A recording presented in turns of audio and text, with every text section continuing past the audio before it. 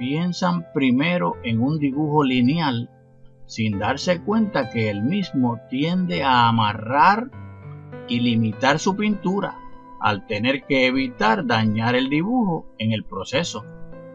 ¿Por qué dibujar detalles que más tarde van a ser cubiertos con pintura? En vez de pensar en términos lineales totalmente, primero se deben combinar las líneas con manchas oscuras, a lo particular, de las áreas grandes hacia los detalles. Observe los mismos principios aplicados al color en estos otros rostros. He delineado ciertas manchas sobre no más de 4 o 5 tonos. Observe cómo he simplificado los tonos en esta foto. Las divisiones entre las manchas fueron hechas con cierta arbitrariedad, pero usted se puede percatar que las mismas dividen los tonos con bastante exactitud. Este tipo de ejercicio le enseña a simplificar las áreas en diferentes tonos y colores. Esto es muy importante porque le indica la manera en que usted debe pensar al observar lo que está pintando y le crea el hábito necesario de ver como ve un artista. Veamos un ejemplo para comenzar el manchado inicial. Si quiere pintar un autorretrato, decida dónde usted quiere que su rostro se divida entre la luz y la sombra. Al voltear su cabeza en dirección a la luz, observe cómo cambia el patrón de luz y sombra. Recuerde que debemos estar pensando en una silueta como esta y un color neutral oscuro como sombra de tierra quemada y azul ultramarino, mezclados con un poco de medium. Se busca establecer la forma general del diseño. Debe olvidarse de los detalles y pensar de manera abstracta. Recuerde que usted debe entornar sus ojos cada vez que quiera reducir la imagen a simples manchas. Esto es de lo más importante. Una de las características que usted puede observar en las sombras de los objetos es que existe cierta luminosidad o transparencia que es mucho más fácil lograr con colores cálidos que con colores fríos. En este sentido, es posible lograr sombras con bastante transparencia aplicando una capa fina de cualquier color cálido, ya sea amarillo camio, rojo camio o mezclar un naranja con ambos colores encima del manchado todavía húmedo. Así puede combinar el oscuro de la tierra quemada con el color cálido. Al deslizar el pincel, esta es una mezcla de blanco, amarillo ocre, rojo camio y azul ultramarino. Note las cantidades de cada uno de los colores en esta mezcla. El resultado podría verse así. Si añade más rojo, entonces el matiz sería más cálido. Si añade todavía más rojo, se vería todavía más cálido. En cambio, si le añade más azul a la mezcla, el matiz sería más frío. Con un poco más azul, se vería todavía más frío. Ahora, con no más de 3 o 4 colores, no haga grandes alteraciones a una mezcla añadiéndole una cantidad enorme de algún color. Es mejor acercarse lentamente al color que usted quiere, añadiendo pequeñas cantidades a la mezcla hasta que obtenga el color deseado. A veces es mejor comenzar una nueva mezcla si se aleja demasiado del color deseado. Me doy cuenta que el tono del matiz inmediatamente debajo del ojo podría ser más claro y frío. Añado más blanco con una pizca de azul, lo cual hace que su temperatura se enfríe un poco al mismo tiempo que su tono se aclara. Mezclo bastante blanco con un poquito de azul y amarillo ocre. Aplico este matiz frío arriba de la boca. El color en el área del bigote y la barba de los hombres es más frío que en la parte superior del rostro. Por lo general, esta misma área en el rostro de la mujer no se muestra tan frío. Vea un ejemplo de un mapa que muestra cuál debe ser su acercamiento al observar la topografía de la piel. Aquí he dividido los matices en pedazos de diferentes temperaturas, simplificando el proceso que usted debe seguir. Fijemos en nuestra mente este método de simplificar los tonos y los colores como si fueran pedazos de un rompecabezas. Observe esta simplificación que yo he construido con líneas que pretenden separar algunos pedazos de color y tono.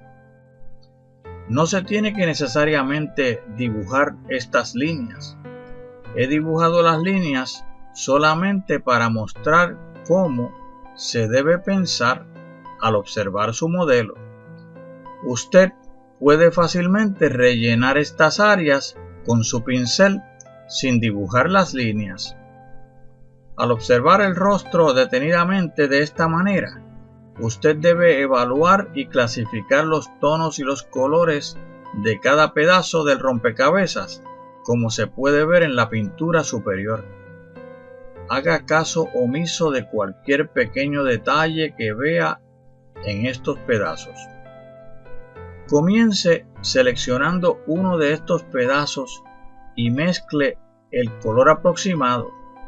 El color no tiene que ser exacto, pero es importante que el tono del pedazo que seleccione, o sea, cuán claro u oscuro, esté bastante cerca de lo correcto. Puede errar bastante en el color, pero no así en el tono o valor. Este esquema debe obedecer a su concepto. Usted no tiene que dejar que sean los colores del modelo, el paisaje o el bodegón los que le dicten los colores que debe usar en su pintura. Estos se pueden usar como referencia para seleccionar su esquema de colores. En otras palabras, su pintura debe ser mayormente cálida o mayormente fría. Por ejemplo, si los análogos dominantes son cálidos como este naranja, naranja amarillento y amarillo, el complementario podría ser este azul violáceo, que es frío. El color azul violáceo ocuparía una menor área que los análogos dominantes. En este otro ejemplo, los dominantes son el violeta azulado, violeta y violeta rojizo, que son fríos, mientras que el complementario es el amarillo, que es cálido. Y la camisa en esta pintura. En ella predominan los análogos rojizos y rojos violáceos, que son cálidos, mientras que parte del rostro y el fondo muestra un verde amarillento, que es frío. Es el complementario y queda subordinado. Pues ver la forma en términos de la temperatura de los planos o facetas y 2 o 3 tonos simples de claro y oscuro es la mejor manera de visualizar el volumen de un rostro.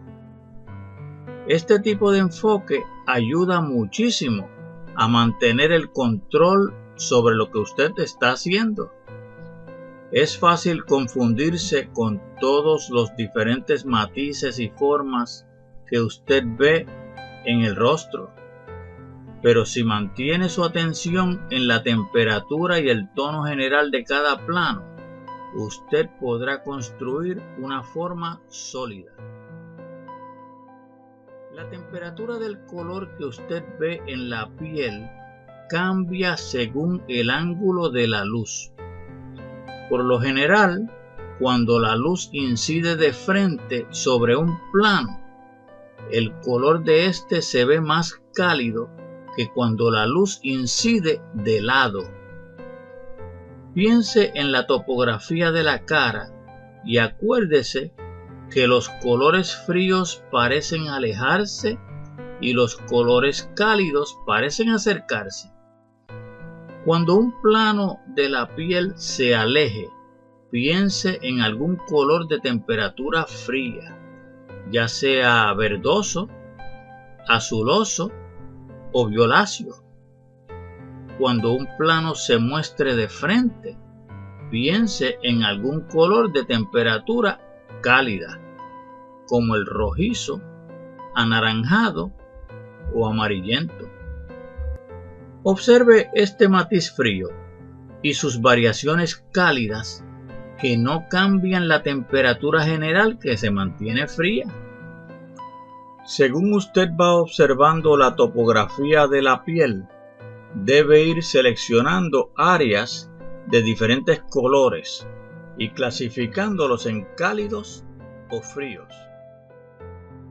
Para mantener cierta armonía, repita colores de su esquema que haya usado.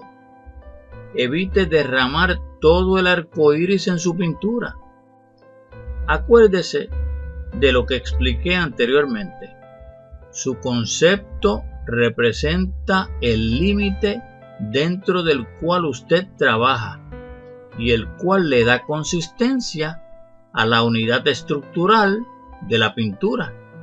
El concepto es lo que mantiene la técnica bajo control. Su concepto de los colores, es decir, es muy importante para su concepto dejarse llevar por el esquema de colores que usted haya decidido usar y la temperatura de los mismos, y no necesariamente por los colores específicos que muestra el modelo. Acuérdese que no estará copiando o imitando. No debe pintar los brillos con blanco solamente, pues el blanco puro se ve sin vida. Es posible mantener la armonía de su pintura aún en estos brillos. Esta pintura gruesa se podría mezclar en un tono bien claro. Como los colores fríos retroceden, mezclo un matiz un poco frío de medio tono de baja intensidad, donde predomina el verde, mientras que el complementario del esquema es el rojo anaranjado. Suavizo un poco el pliegue que sale del lagrimal hacia el centro entre las dos cejas y comienzo a aclarar un poquito donde la orilla de este surco se enfrenta a la luz. Estoy interesado en subir el tono lo más que puedo en aquellos lugares donde la luz incide directamente, pero sin excederme. Estas oportunidades me llevan a crear la mayor emoción posible debido a los contrastes de tonos.